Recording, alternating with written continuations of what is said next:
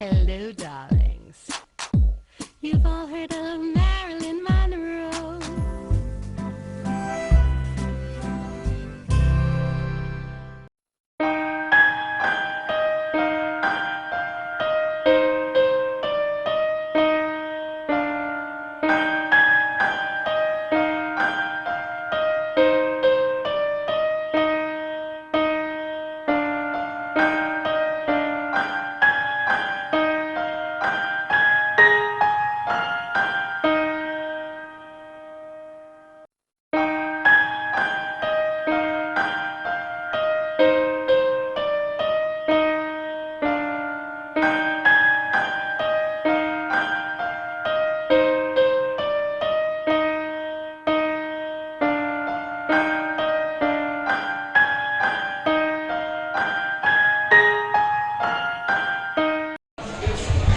Welcome back, darlings. I'm TV host, entertainment journalist, Cognac, Wellerlane, and we are here at the Ellen Hermanson Foundation's annual Summer Gala.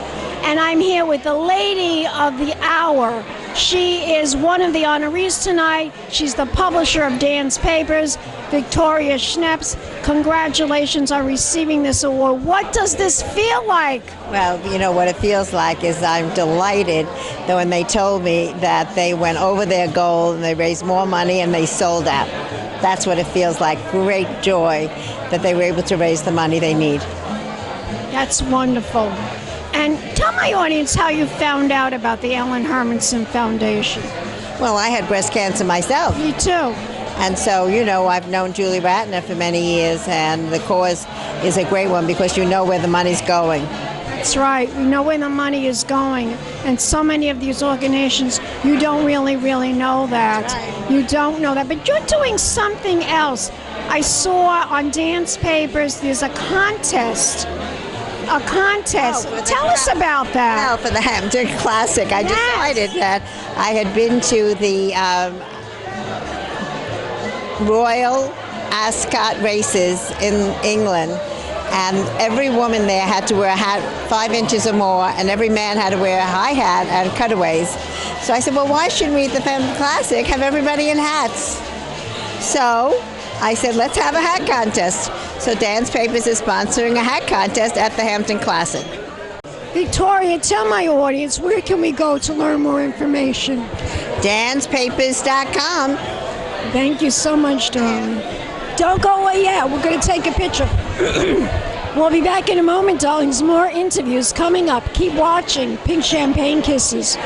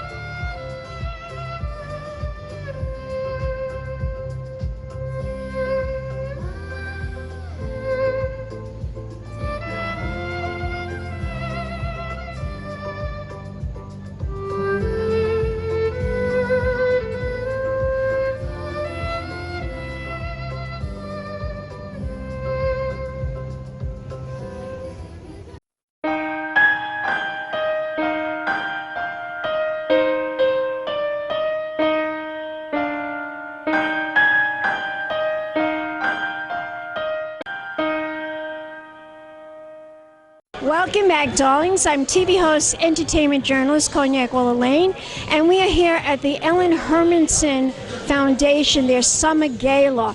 And this is a gorgeous place. We're here at the Bridgehampton, I believe it's the Beach Yacht and Tennis Club.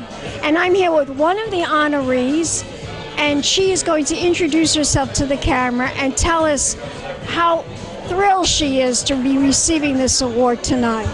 So I'm Dr. Edna Kappenhaus. I'm a breast surgeon. I'm the medical director of the Ellen Hermanson Breast Center at Southampton Hospital. And I'm truly honored to be here, very excited at this beautiful place, and it's going to be a great night. Tell my audience what this award means to you. This award means to me, all the years that we've been serving the community, it really means a lot because I see that everybody appreciates it and all the work that was put into the breast center, as well as the staff. I think part of this award actually goes to the staff as well, because they have been very dedicated serving the community and serving all our patients.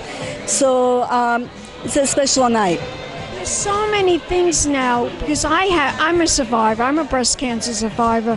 I had stage 1 breast cancer in my left breast, and I always tell the funny story that when the doctor found my lump, I said, you know what, take them both off and give me bigger ones. And he did. But it's such a scary illness. It sure is. It really is. You were lucky enough that yours was early.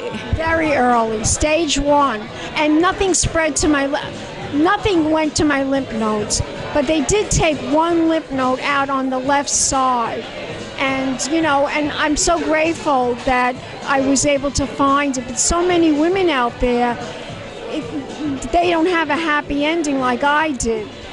Well, luckily, there are a lot of happy endings. Yes. Way more happy endings than sad endings. But some of the cases are more advanced or more aggressive. So it's not always a happy ending. So you absolutely were lucky. Yes, you always have to. Well, I had a history. My mother had it. My grandmother had it. But I tested negative for the BRCA. No, I don't have the gene. I think it's environmental. I think my mother got it and my grandmother got it because it's an environmental problem. But who knows, really? Well, most breast cancers are environmental. Are they really? Most breast cancers. So there's only, a small, maybe 10 to 20% that's either genetic or familial. But most of the patients don't have any genetic mutation. Wow. What made you want to be a doctor? You're an oncologist? I'm a surgical oncologist, breast surgical oncologist, correct. What made you want to do this type of work in the medical field? So there is so much research going on in the field of breast cancer, and thank God there's been so much progress where breast cancer is no longer a death sentence. Most women live a long time, and they usually die of something else, old age, other things other than breast cancer. My mother did, and my grandmother did. My grandmother got it twice. She got it at 80 years old, and then she got it again at 90 years old. So, and she didn't die of cancer. She died of old age. And her diabetes acted up, and she died of that. So you're right about that. As a doctor, you would know that, though. So to me, the other nice thing about this field is that you develop a rapport with your patients. You see them for life. They come and see you, all the time, right? It's like an angel to them. It's true, women always look at doctors like they saved my life, they're an angel. It's an amazing feeling when somebody thanks you and says, thank you for saving my life. Absolutely, absolutely. So tell me how you found out about the Ellen Hermanson Foundation. So Ellen Hermanson Foundation made a commitment with Southampton Hospital back in 2008, I believe. And they said they're going to become a partner with Southampton to develop a breast center. We didn't have a breast center. So they became a partner, and it was with their help that we were able to open the breast center in 2009. So our breast center is named after Ellen Hermanson. Fabulous. Yes. Which is she was Julie Ratner's sister. I know the whole story. So sad. It's such a sad story. But with the help of you and other fabulous doctors and this organization, we're going to fight cancer and we're going to find a cure. and nobody's going to get breast cancer ever again, or we're just going to keep getting better treatments. Better. Yep, I agree. We learn more information. Is there about you as a doctor? Where can we go? So you can check the website at Stony Brook Southampton Hospital. You can always get more information from Ellen Hermanson Foundation. .org. Exactly. And you can always call my office. So what's the phone number for your office? It's 631-726-8400. Do you have a website? It's through the Southampton Hospital, Stony Brook Southampton Hospital. You are gorgeous, and congratulations. Let's toast. Thank you very much. Let's toast to receiving this fabulous award tonight. Thank you very much. Let's do an air kiss. Mwah. Thank you. And we'll be back in a moment, darlings. More interviews coming up right here at Cognac's Corner Magazine for the Ellen Hermanson Foundation. Pink champagne kisses.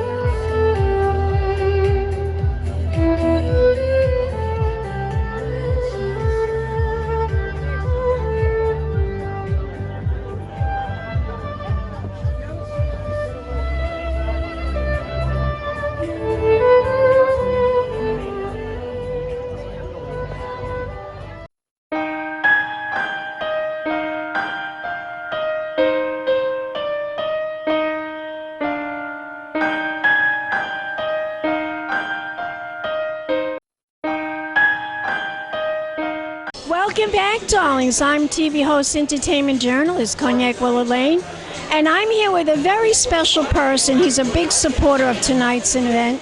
His name is Mr. Bill Sullivan. Greg Sullivan, excuse me, Greg Sullivan. G-R-E-G-G Sullivan. So, I'm sorry. I'm here with Mr. Greg Sullivan. He is a filmmaker. He was a newscaster. He worked for CBS. He's done so much in his life, but he's a big supporter of the Ellen Hermanson Foundation, and that's why he is here tonight. So tell my audience, what are you going to be doing tonight? Listen, it's very exciting. I love being here, but first of all, I love being interviewed by a living legend.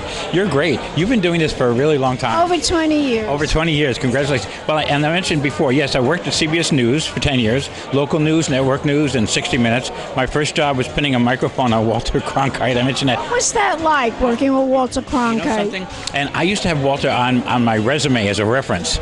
And I look back at having had Walter Cronkite as a reference, as what a wonderful thing. But more than that, working with Walter Cronkite and Don Hewitt, I never realized what a blessing it was to be in that environment and to work with people of that caliber and the influence it had and the impressionable years of my first years in broadcasting and film and production, to have worked with people like that and to have that kind of background of integrity and I was very blessed with a very wonderful career, but I loved it. And then I went out to Hollywood. You made movies. Yeah, I took over some buildings. I did something out of the box thinking. I took over a big hospital that closed down. I turned it into a film studio. It was an overnight sensation. Donald Trump. This is 1991 to 1994 when everybody liked Donald, and he took over the. I still like him. It's good. So many people do. But having Donald... I think that mugshot of his is fierce. It is. Well, something. So, and with Donald, right? So I worked with him. It was great. I turned the Ambassador Hotel into a film studio for him. And wow. Yeah, and I made him a lot of money. I made Donald about $5 million of found money. He loved it. And Barbara Rest was the project manager at the time, and we had a wonderful relationship. And then we closed that down, and I did one more studio up in Burbank. Dick Cheney's Halliburton bought a manufacturing company called Zero. You know all those aluminum suitcases that you see handcuffed to people with their black boxes on planes? Zero Halliburton made those, and then they took all of their manufacturing, they moved it to Utah. So someone said, Greg, this is your kind of place for a studio. 285,000 square feet, empty warehouse space, clear expanses, no columns. So I turned that into a film studio. And I worked with Warner Brothers and Paramount and Disney. And in the beginning, I was just renting out the real estate as kind of real estate reuse, acting as a property manager. But then I started giving everyone equipment, and then I started doing housekeeping deals where I could help producers raise their funds. And out of nowhere, I mean, it was just a right place, right time. I've been very fortunate, thank you God, to have been in a position to help filmmakers make their films and get their financing. So I'd give them housekeeping deals, I'd set them up with their offices, give them equipment. Interesting. Very interesting. Yeah, it's kind of a new way to enter the industry and kind of at an upper level. What do you think about what's happening now in Hollywood with this AI? Oh, God. I was there. I was in Hollywood, one of the last big strikes, and it didn't work out as well for the writers as they liked. You used to have the episodics, Matlock and Cagney and Lacey and Hunter, and these are all the writers. They went on strike, and all of a sudden the TV networks realized, well, you know something? And reality TV was born, and all those shows died. And though... You know who told me that? The comedian, what was his name? He died. He got his start on, he was a tall, skinny Jewish guy. He was a big comedian. He told me that story. Gary Shandling? No, not Gary Shandling. He died of cancer. He was at the Bay Street Theater. He performed there. I can't think of his name, but he was a big comedian. Oh, yes. He was dark hair. Do you know what I'm talking about? There's so many of them. I can't think of his name right now, but he told me that story. That's how reality TV started. Yep. So now I'm a writer's producer. I love the writer. And I've always said the only truly creative part of the process is the writer. The writer takes something from nothing and turns it into something. And a lot of times when films are shooting at my set, a lot of times they don't want the writers around. Stephen King is in his contract. You can't come near the set because they disturb it too much. You write the whole thing. Do you write the dialogue too? No. There are other writers. I'm a writer myself, but we have other writers. But now this is really alarming. So what happened during that last writer strike? Reality TV was born. But now we are finding that AI can write scripts. And I've been on the AMPTP, the Alliance of Motion Picture and Television Producers, and now other producers. I'm a writer's guy, and I love the writers. And when a writer would come to the set, I would often go out in the middle and say, okay, stop everybody stop. I all want you to know that you all have a job because of this guy.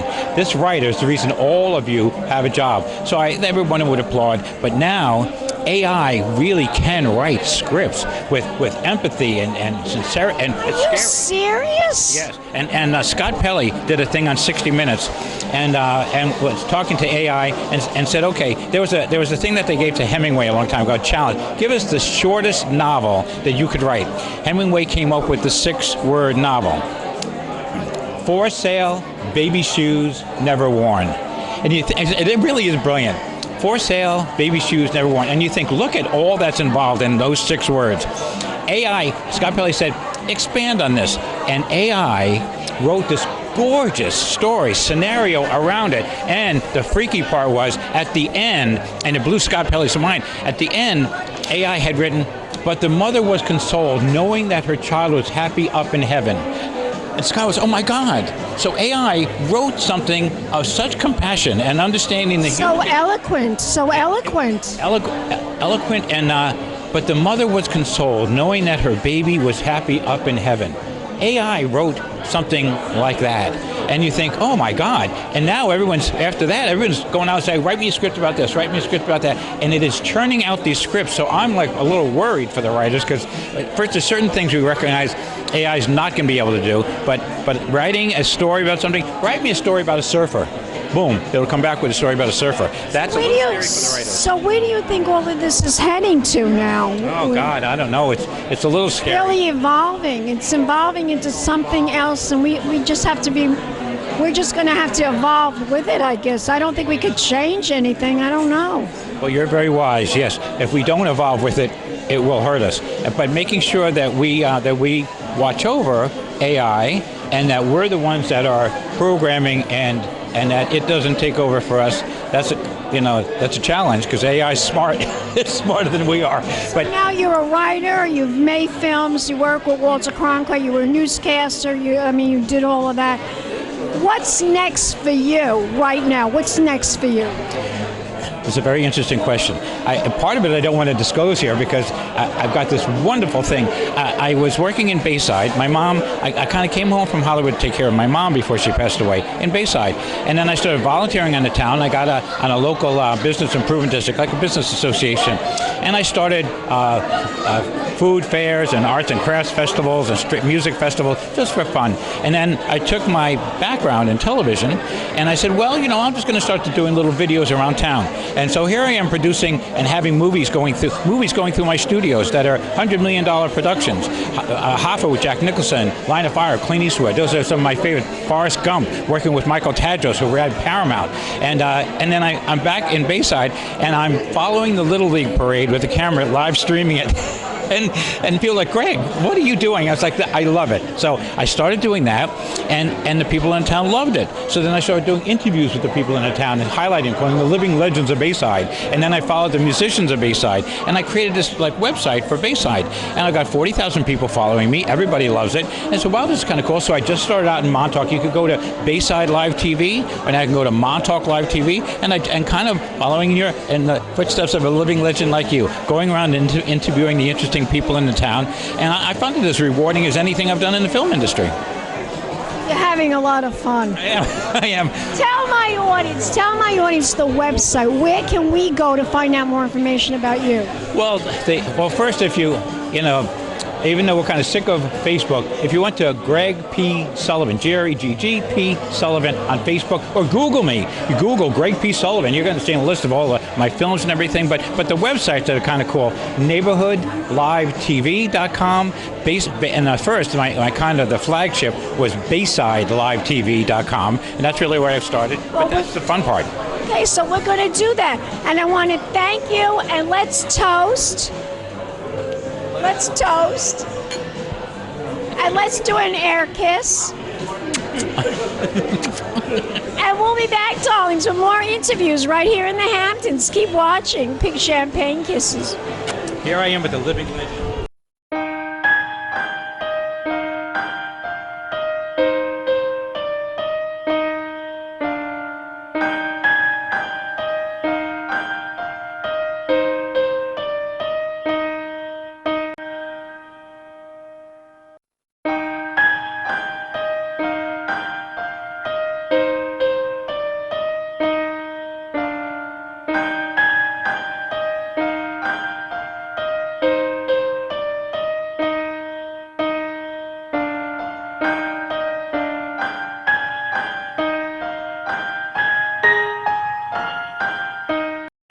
Darlings, and more interviews right here at the Ellen Hermanson Foundation Summer Gala, and more interviews in the Hamptons. Keep watching, darlings.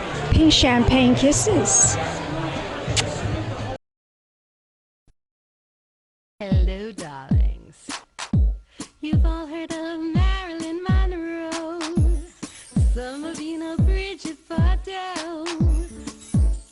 Well, now it's time for the Cognac show. I said Cognac, ooh, ooh. I said Cognac, ooh, ooh, ooh. I'm a bubbly blonde, fabulously dressed to impress. One of a kind girl. I was brought into this world wrapped up in pearls. I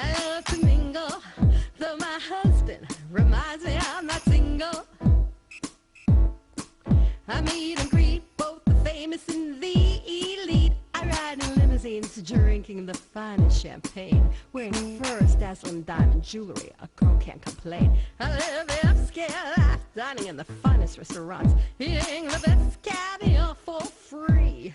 And no matter how much I enjoy cognac, ooh, ooh, I said cognac, ooh, ooh, ooh. This has been a Crybaby Productions, darlings.